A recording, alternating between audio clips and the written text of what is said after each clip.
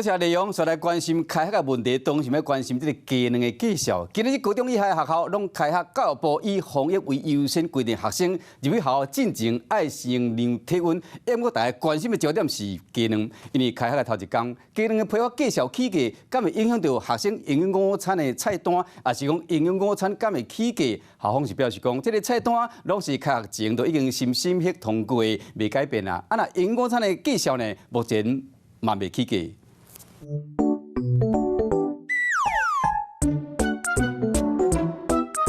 妈妈，你期待要开学吗？非常期待。你就解脱了，解脱了。学校开学咯，8点时间一个到，囡仔读册心情未需要未调整好势。早一点来接我们哦。囡仔今日去学校内底进感官，开学的头一天，特别是光复国小学校门外口，下仔啊开始闹热气气，该出动警察到指挥交通。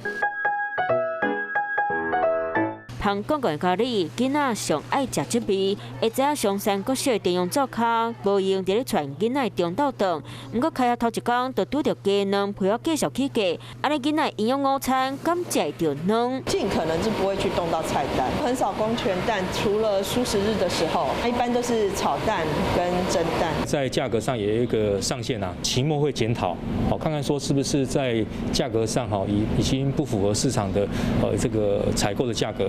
对，那在学习中倒是还没有啊。营养午餐的菜单我们其实都已经经过确定的哈，所以这个鸡蛋的议题的话，跟目前我们现在的菜单应该是不会有所影响的。